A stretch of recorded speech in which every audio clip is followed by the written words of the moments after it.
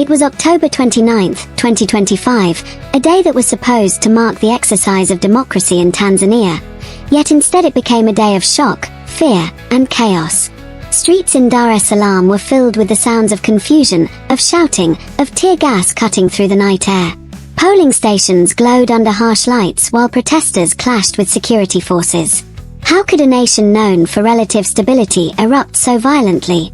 The simple answer, perhaps, is that there was no choice. Key opposition leaders had been barred from running, Tundu Lissu jailed, and the very notion of a contested election stripped away. Citizens were faced with a ballot that promised participation but delivered only preordained results. As the military rolled through city streets, deploying armored vehicles, and the government cut off internet access to silence voices, many Tanzanians asked the same question. What has happened to the democracy we believed in? How credible was the election? The official results showed Samia Suluhu Hassan winning with over 97% of the vote, a number so high that it raised immediate skepticism. Was it possible for any leader to receive such overwhelming support in a country where dissent exists? Opposition parties called it a coronation, human rights groups called it a sham, and citizens who dared speak out faced arrest, intimidation, or worse. The fear on the streets was palpable, fear not just of security forces, but fear that their voices would never count, that their future decisions might be meaningless. Why did the government take such extreme measures? They claimed it was to preserve national security, to prevent chaos. Yet the irony was striking. It was the government's actions that ignited the chaos, that turned what should have been an orderly election into a confrontation between citizens and the state. Reports began to emerge.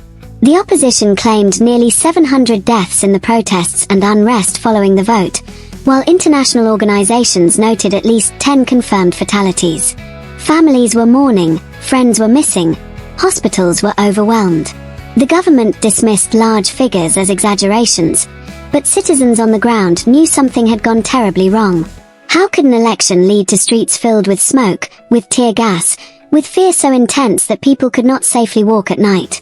How could an event designed to reflect the will of the people instead reveal the depths of political control, the lengths to which a regime would go to maintain power? As journalists attempted to report from the country, they found themselves constrained, their internet connections blocked, their broadcasts interrupted. This digital blackout added another layer of fear. In an age of instant information, to be cut off from the world was terrifying. What was happening in Tanzania could not easily reach international eyes, leaving many to wonder about the true scale of the crisis.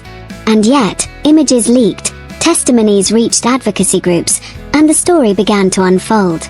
Citizens spoke of military patrols in neighborhoods, of night raids on homes, of being forced to hide just to survive.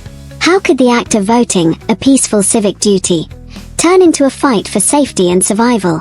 The implications extended far beyond Dar es Salaam. If elections could be so tightly controlled, if opposition could be silenced, what did this mean for the region?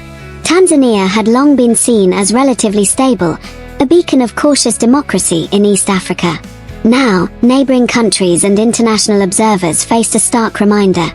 Even the most seemingly secure democratic institutions are fragile when power is concentrated and dissent is criminalized.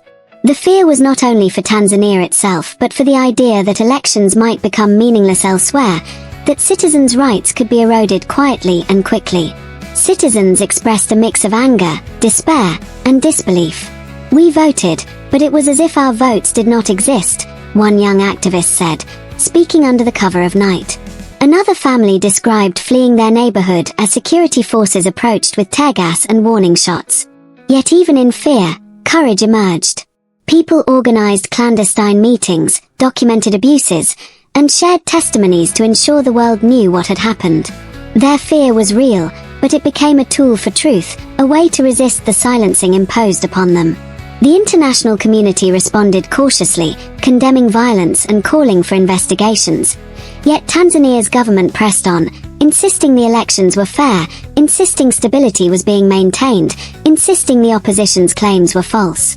How could citizens reconcile this narrative with the burning streets, the curfews, the missing friends, the stories of arbitrary arrests? How could an election be both legitimate and a scene of such widespread unrest? The tension between the official account and the lived experience of ordinary Tanzanians became one of the defining contradictions of 2025. Throughout it all, the president spoke publicly, her words measured yet strong. When it comes to national security, there is no alternative but to employ all defense measures. Life must continue. For some, this was reassuring. For others, it was chilling. The words carried authority, promised protection, but also carried a warning: cross the line and face consequences. It was a statement of power and control, a statement that some citizens interpreted as a threat, a statement that would be remembered long after the election results were certified. The fear that arose from these events was not just fear of immediate violence. It was fear of a system that could ignore citizens, that could manipulate democratic rituals for political gain, that could erase dissent. Young people, the backbone of civil society, wondered whether their future engagement would ever matter. Observers across Africa questioned whether similar patterns might appear elsewhere. And yet, amidst the fear, some hope persisted.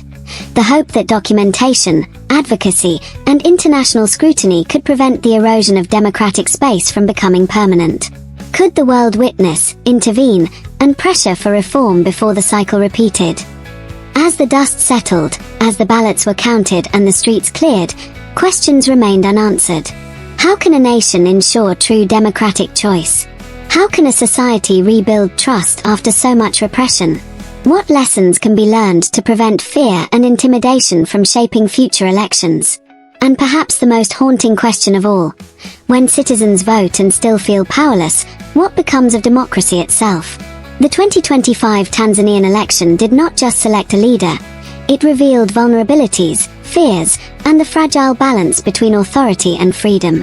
The story continues, and the people of Tanzania and the world watching are left to wonder what comes next when democracy shakes, when fear fills the streets, and when the power of a single vote collides with the weight of a nation's security apparatus.